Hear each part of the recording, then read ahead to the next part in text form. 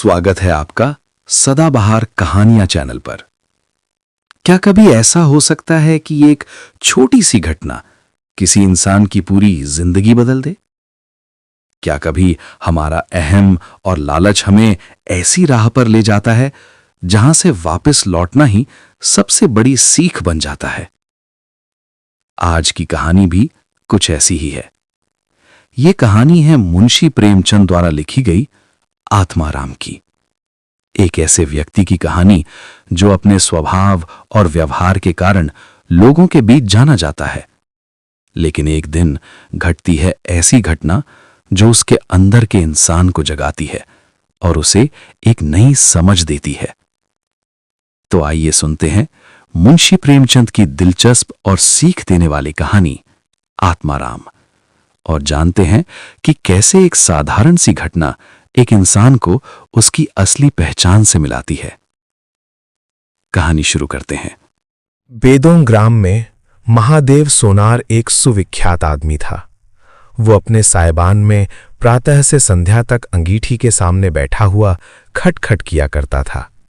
ये लगातार ध्वनि सुनने के लोग इतने अभ्यस्त हो गए कि जब किसी कारण से वो बंद हो जाती तो जान पड़ता था कोई चीज गायब हो गई है।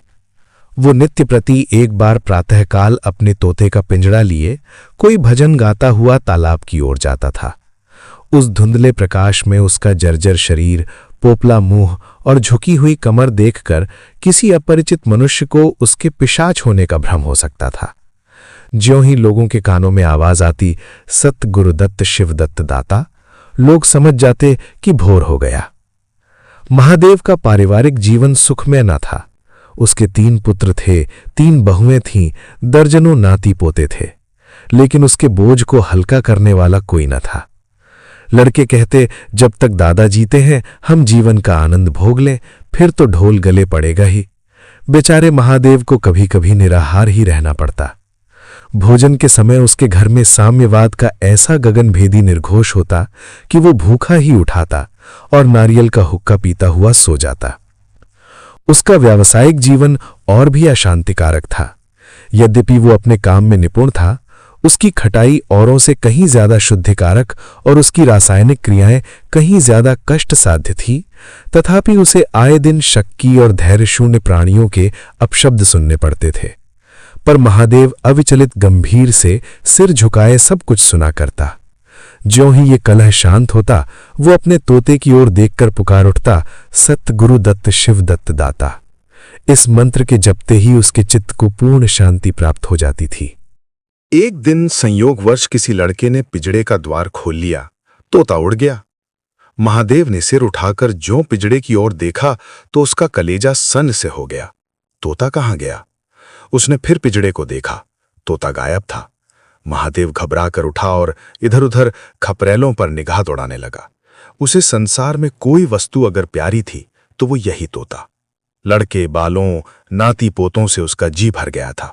बड़कों के चुलबुल से उसके काम में विघ्न पड़ता था। बेटों से उसे प्रेम न था, इसलिए नहीं कि वे निकम्मे थे, बल्कि इसलिए कि उनके कारण वो अपने आनंददायी कुल्हड़ों की नियमित संख्या से वंचित रह जाता था। पड़ोसियों से उसे चिढ़ थी, इसलिए कि वो उसकी अंगीठी से आग निकाल ले जाते थे। इन समस्त विघ्न बाधाओं से उसके लिए कोई पनाह थी तो वो यही तोता। इससे उसे किसी प्रकार का कष्ट न होता था। वो अब उस अवस्था में था जब मनुष्यों को शांति भोग के सिवा और कोई इच्छा नहीं रहती। तोता एक खपरेल पर बैठा था। महादेव ने पिंजरा उतार लिया और उसे दिखाकर कहने लगा, आ सत्य गुरुदत्त शिवदत्त दाता। लेकिन गांव और घर के लड़के एकत्र होकर चिल्लाने और तालियां बजाने लगे। ऊपर से कौओं ने कांव कांव की रट लगाई। तोता उड़ा और गांव से बाहर निकलकर एक पेड़ पर आ बैठा।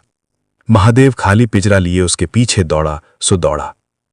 लोगों को उसकी द्रुतगामिता पर अचंभा हो रहा था। मोह को इससे सुंदर, इससे सजीव, इससे भावमय कल्पना नहीं की जा सकती। दोपहर हो गई थी। किसान लोग खेतों से चले आ रहे थे। उन्हें विनोद का अच्छा अवसर मिला। महादेव को चढ़ाने में सभी को मजा आता था। किसी ने कंकड़ फेंके, किसी ने तालियां बजाईं। तोता फिर उड़ा और वहां से दूर आम के बाग में एक पेड़ की फुनगी पर जा बैठा। महादेव फिर खाली पिंजरा लिए मेंढक की भांति उचकता चला। बाग में पहुंचा तो पैर के तलवों से आग निकल रही थी। सिर चक्कर खा रहा था। जब जरा सावधान हुआ तो फिर पिंजरा उठाकर कहने लगा, सत्य गुरुदत्त शिवदत्त दाता। तोता फुनगी से उतरकर नीचे की एक डाल पर आ बैठा, किंतु महादेव की ओर सशंक नेत्रों से ताक रहा था। महादेव ने समझा डर रहा है। वो पिंजड़े को छोड़कर आप एक दूसरे पेड़ की आड़ में छिप गया। तोते ने चारों ओर गौर से देखा, निश्शंक हो गया, उतरा और आकर पिंजड़े के ऊपर बैठ गया। महादेव का हृदय उलझने लगा। सत्य गुरुदत्त शिवदत्त दाता का मंत्र जपता हुआ धीरे धीरे तोते के समीप आया और लपका की तोते को पकड़ ले, किंतु तोता हाथ न आया। फिर पेड़ पर जा बैठा। शाम तक यही हाल रहा। तोता कभी इस डाल पर जाता, कभी उस डाल पर, कभी पिंजड़े पर आ बैठता, कभी पिंजड़े के द्वार पर बैठ अपने दान पानी की प्यालियों को देखता और फिर उड़ जाता। बुढ़ा अगर मूर्तिमान मोह था तो तोता मूर्तिमती माया। यहां तक कि शाम हो गई। माया और मोह का ये संग्राम अंधकार में विलीन हो गया। रात हो गई। चारों ओर निविड़ अंधकार छा गया। तोता न जाने पत्तों में कहां छिपा बैठा था। महादेव जानता था कि रात को तोता कहीं उड़कर नहीं जा सकता और न पिंजड़े ही में आ सकता है। फिर भी वो उस जगह से हिलने का नाम न लेता था। आज उसने दिन भर कुछ नहीं खाया। रात के भोजन का समय भी निकल गया। पानी की एक बूंद भी उसके कंठ में न गई। लेकिन उसे न भूख थी न प्यास। तोते के बिना उसे अपना जीवन निस्सार, शुष्क और सूना जान पड़ता था। वो दिन रात काम करता था, इसलिए कि ये उसकी अतः प्रेरणा थी। जीवन के और काम इसलिए करता था कि आदत थी। इन कामों में उसे अपनी सजीवता का लेश मात्र भी ज्ञान न होता था। तोता ही वो वस्तु था जो उसे चेतना की याद दिलाता था। उसका हाथ से जाना जीव का देह त्याग करना था। महादेव दिन भर का भूखा प्यासा, थका मांदा रह रहकर झपकियां ले लेता था, किंतु एक क्षण में फिर चौंक कर आंखें खोल देता और उस विस्तृत अंधकार में उसकी आवाज सुनाई देती, सत्य गुरुदत्त शिवदत्त दाता। आधी रात गुजर गई थी। सहसा वो कोई आहट पाकर चौंका। देखा एक दूसरे वृक्ष के नीचे एक धुंधला दीपक जल रहा है और कई आदमी बैठे हुए आपस में कुछ बातें कर रहे हैं। वे सब चिलम पी रहे थे। तमाकू की महक ने उसे अधीर कर दिया। उच्च स्वर से बोला, सत्य गुरुदत्त शिवदत्त दाता, और उन आदमियों की ओर चिलम पीने चला। किंतु जिस प्रकार बंदूक की आवाज सुनते ही हिरन भाग जाते हैं, उसी प्रकार उसे आते देख वे सब के सब उठकर भागे। कोई इधर गया, कोई उधर। महादेव चिल्लाने लगा, ठहरो ठहरो। एकाएक उसे ध्यान आ गया, ये सब चोर हैं। वो जोर से चिल्ला उठा, चोर चोर, पकड़ो पकड़ो। चोरों ने पीछे फिर कर भी न देखा। महादेव दीपक के पास गया तो उसे कलसा रखा हुआ मिला। मोर्चे से काला हो रहा था। महादेव का हृदय उछलने लगा। उसने कलसे में हाथ डाला तो मोहरें थीं। उसने एक मोहर बाहर निकाली और दीपक के उजाले में देखा, हां, मोहरें थीं। उसने तुरंत कलसा उठा लिया, दीपक बुझा दिया और पेड़ के नीचे छिपकर बैठ रहा। साह से चोर बन गया। उसे फिर शंका हुई, ऐसा ना हो चोर लौट आएं और मुझे अकेला देखकर मोहरें छीन लें। उसने कुछ मोहरें कमर में बांधी, फिर एक सूखी लकड़ी से जमीन की मिट्टी हटाकर कई गड्ढे बनाए। उन्हें मोहरों से भरकर मिट्टी से ढक दिया। महादेव के अंतर्नेत्रों के सामने अब एक दूसरा ही जगत था, चिंताओं और कल्पनाओं से परिपूर्ण। यद्यपि अभी कोष के हाथ से निकल जाने का भय था, पर अभिलाषाओं ने अपना काम शुरू कर दिया। एक पक्का मकान बन गया, सराफे की एक भारी दुकान खुल गई, निज संबंधियों से फिर नाता जुड़ गया, विलास को सामग्रियां एकत्र हो गईं। तब तीर्थ यात्रा करने चले और वहां से लौटकर बड़े समारोह से यश ब्रह्म भोज हुआ। इसके पश्चात एक शिवालय और कुआं बन गया और वहां वह नित्य प्रति कथा पुराण सुनने लगा। साधु संतों का सादर सत्कार होने लगा। अकस्मात उसे ध्यान आन आया, कहीं चोर आ जाएं तो मैं भागूंगा क्यों कर।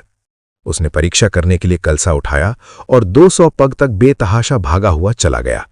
जान पड़ता था उसके पैरों में पर लग गए हैं। चिंता शांत हो गई। इन्हीं कल्पनाओं में रात व्यतीत हो गई। उषा का आगमन हुआ, हवा जगी, चिड़ियां गाने लगीं। सहसा महादेव के कानों में आवाज आई, सत्य गुरु दत्त शिवदत्त दाता, राम के चरण में चित्त लागा। ये बोल महादेव की जिह्वा पर रहता था। दिन में सहस्रों ही बार ये शब्द उसके मुख से निकलते थे, पर उनका धार्मिक भाव कभी उसके अंतःकरण को स्पर्श न करता था। जैसे कि बाजे से राग निकलता है, उसी प्रकार उसके मुंह से वह बोल निकलता था, निरर्थक और प्रभाव शून्य। तब उसका हृदय रूपी वृक्ष पत्र पल्लव विहीन था। ये निर्मल वायु उसे गुंजारित न कर सकती थी, पर अब उस वृक्ष में कोपलें और शाखाएं निकल आई थीं। इस वायु प्रवाह से झूम उठा, गुंजित हो गया। अरुणोदय का समय था। प्रकृति एक अनुरागमय प्रकाश में डूबी हुई थी। उसी समय तोता परों को जोड़े हुए ऊंची डाली से उतरा, जैसे आकाश से कोई तारा टूटे, और आकर पिंजड़े में बैठ गया। महादेव प्रफुल्लित होकर दौड़ा और पिंजड़े को उठाकर बोला, आओ आत्माराम, तुमने कष्ट तो बहुत दिया, पर मेरा जीवन भी सफल कर दिया। अब तुम्हें चांदी के पिंजड़े में रखूंगा और सोने से मढ़ दूंगा। उसके रोम रोम से परमात्मा के गुणानुवाद की ध्वनि निकलने लगी।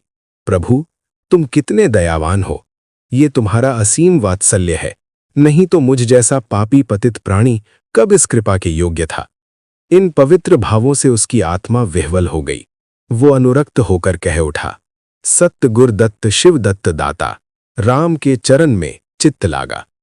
उसने एक हाथ में पिंजरा लटकाया, बगल में कलसा दबाया और घर चला। महादेव घर पहुंचा, लो अभी कुछ अंधेरा था। रास्ते में एक कुत्ते के सिवा और किसी से भेंट न हुई, और कुत्ते को मोहरों से विशेष प्रेम नहीं होता। उसने कलसे को एक नांद में छिपा दिया और उसे कोयले से अच्छी तरह ढककर अपनी कोठरी में रखाया। जब दिन निकल आया तो वो सीधे पुरोहित जी के घर पहुंचा। पुरोहित जी पूजा पर बैठे सोच रहे थे, कल ही मुकदमा की पेशी है और अभी तक हाथ में कौड़ी भी नहीं, जजमानों में कोई सांस भी नहीं लेता। इतने में महादेव ने पालागन की। पंडित जी ने मुंह फेर लिया, ये अमंगल मूर्ति कहां से आ पहुंची, मालूम नहीं दाना भी मुयस्सर होगा या नहीं। रुष्ट होकर पूछा, क्या है जी, क्या कहते हो, जानते नहीं हम इस समय पूजा पर रहते हैं। महादेव ने कहा, महाराज, आज मेरे यहां सत्यनारायण की कथा है। पुरोहित जी विस्मित हो गए, कानों पर विश्वास न हुआ। महादेव के घर कथा का होना उतनी ही असाधारण घटना थी जितनी अपने घर से किसी भिखारी के लिए भीख निकालना। पूछा, आज क्या है? महादेव बोला, कुछ नहीं, ऐसी ही इच्छा हुई कि आज भगवान की कथा सुन लो। प्रभात ही से तैयारी होने लगी। बैदों और अन्य निकटवर्ती गांवों में सुपारी फिरी। कथा के उपरांत भोज का भी न्योता था। जो सुनता आश्चर्य करता, ये आज रेत में दूब कैसे जमी। संध्या समय जब सब लोग जमा हो गए, पंडित जी अपने सिंहासन पर विराजमान हुए, तो महादेव खड़ा होकर उच्च स्वर में बोला, भाइयों, मेरी सारी उम्र छल कपट में कट गई। मैंने न जाने कितने आदमियों को दगा दी, कितना खरे को खोटा किया, पर अब भगवान ने मुझ पर दया की है। वो मेरे मुंह की कालिख मिटाना चाहते हैं। मैं आप सभी भाइयों से ललकार कर कहता हूं कि जिसका मेरे जिम्मे जो कुछ निकलता हो, जिसको जमा मैंने मार ली हो, जिसके चोखे माल को खोटा कर दिया हो, वो आकर अपनी एक एक कौड़ी चुका ले। अगर कोई यहां ना आ पा सका हो तो आप लोग उससे जाकर कह दीजिए, कल से 1 महीने तक जब जी चाहे आए और अपना हिसाब चुकता कर ले। गवाही साखी का काम नहीं। सब लोग सन्नाटे में आ गए। कोई मार्मिक भाव से सिर हिलाकर बोला, हम कहते न थे। किसी ने अविश्वास से कहा, क्या खाकर भरेगा, हजारों का टोटल हो जाएगा। एक ठाकुर ने ठठोली की, और जो लोग सुरधाम चले गए? महादेव ने उत्तर दिया, उनके घरवाले तो होंगे। किंतु इस समय लोगों को वसूली की इतनी इच्छा न थी जितनी ये जानने की कि इसे इतना धन मिल कहां से गया। किसी को महादेव के पास आने का साहस न हुआ। देहात के आदमी थे, गड़े मुर्दे उखाड़ना क्या जाने। फिर प्रायः लोगों को याद भी न था कि उन्हें महादेव से क्या पाना है, और ऐसे पवित्र अवसर पर भूल चूक हो जाने का भय उनका मुंह बंद किए हुए था। सबसे बड़ी बात यह थी कि महादेव की साधुता ने उन्हें वशीभूत कर लिया था। अचानक पुरोहित जी बोले, तुम्हें याद है मैंने एक कंठा बनाने के लिए सोना दिया था और तुमने कई माशे तौल में उड़ा दिए थे? महादेव, हां याद है। आपका कितना नुकसान हुआ होगा? पुरोहित, 50 रुपए से कम ना होगा। महादेव ने कमर से 2 मोहरें निकाली और पुरोहित जी के सामने रख दी। पुरोहित की लोलुपता पर टीकाएं होने लगीं। ये बेईमानी है, बहुत हो तो 2-4 रुपए का नुकसान हुआ होगा। बेचारे से 50 रुपए ऐंठ लिए। नारायण का भी डर नहीं, बनने को पंडित पर नीयत ऐसी खराब, राम राम। लोगों को महादेव पर एक श्रद्धा सी हो गई। 1 घंटा बीत गया, पर उन सहस्त्रों मनुष्यों में से एक भी न खड़ा हुआ। तब महादेव ने फिर कहा, मालूम होता है आप लोग अपना अपना हिसाब भूल गए हैं, इसलिए आज कथा होने दीजिए। मैं 1 महीने तक आपकी राह देखूंगा, इसके पीछे तीर्थ यात्रा करने चला जाऊंगा। आप सब भाइयों से मेरी विनती है कि आप मेरा उद्धार करें। 1 महीने तक महादेव लेनदारों की राह देखता रहा। रात को चोरों के भय से नींद न आती, अब वो कोई काम न करता। शराब का चस्का भी छूटा। साधु अभ्यागत जो द्वार पर आ जाते, उनका यथा योग्य सत्कार करता। दूर दूर उसका सुयश फैल गया। यहां तक कि महीना पूरा हो गया और एक आदमी भी हिसाब लेने न आया। अब महादेव को ज्ञात हुआ कि संसार में कितना धर्म, कितना समव्यवहार है। अब उसे मालूम हुआ कि संसार बुरों के लिए बुरा है और अच्छों के लिए अच्छा। इस घटना को हुए 50 वर्ष बीत चुके हैं। आप बेंदो जाइए तो दूर ही से एक सुनहरा कलश दिखाई देता है। ये ठाकुर द्वारे का कलश है। उससे मिला हुआ एक पक्का तालाब है जिसमें खूब कमल खिले रहते हैं। उसकी मछलियां कोई नहीं पकड़ता। तालाब के किनारे एक विशाल समाधि है। यही आत्माराम का स्मृति चिन्ह है। उसके संबंध में विभिन्न किंवदंतियां प्रचलित हैं। कोई कहता है उसका रत्न जड़ित पिंजड़ा स्वर्ग को चला गया। कोई कहता है वो सत्य गुरुदत्त कहता हुआ अंतर्धान हो गया। पर यथार्थ ये है कि उस पक्षी रूपी चंद्र को किसी बिल्ली राहु ने ग्रस लिया। लोग कहते हैं आधी रात को अभी तक तालाब के किनारे आवाज आती है, सत्य गुरुदत्त शिवदत्त दाता, राम के चरण में चित्त लागा। महादेव के विषय में भी कितनी ही जनश्रुतियां हैं। उनमें सबसे मान्य ये है कि आत्माराम के समाधिस्थ होने के बाद वो कई सन्यासियों के साथ हिमालय चला गया और वहां से लौटकर ना आया। उसका नाम आत्माराम प्रसिद्ध हो गया। तो दोस्तों, ये थी महान लेखक मुंशी प्रेमचंद की प्रेरणादायक कहानी आत्माराम। इस कहानी से हमें एक गहरी सीख मिलती है। लालच और अहंकार इंसान को अंधा बना देते हैं, लेकिन जब इंसान अपने अंदर की आवाज सुनता है तो वही आवाज उसे सही रास्ता दिखाती है। जीवन में धन, दौलत और बाहरी चीजें कभी भी सच्ची खुशी नहीं दे सकती। सच्ची शांति और सम्मान तभी मिलता है जब इंसान ईमानदारी, संतोष और अच्छे कर्मों के साथ जीवन जीता है। याद रखिए, इंसान की सबसे बड़ी दौलत उसका चरित्र होता है। अगर आपको ये कहानी और इसकी सीख अच्छी लगी हो तो वीडियो को लाइक करें, शेयर करें और ऐसी ही दिल को छू लेने वाली कहानियां सुनने के लिए हमारे चैनल सदाबहार कहानियां को सब्सक्राइब जरूर करें। हम जल्द ही फिर मिलेंगे एक नई कहानी और एक नई सीख के साथ। तब तक के लिए नमस्कार।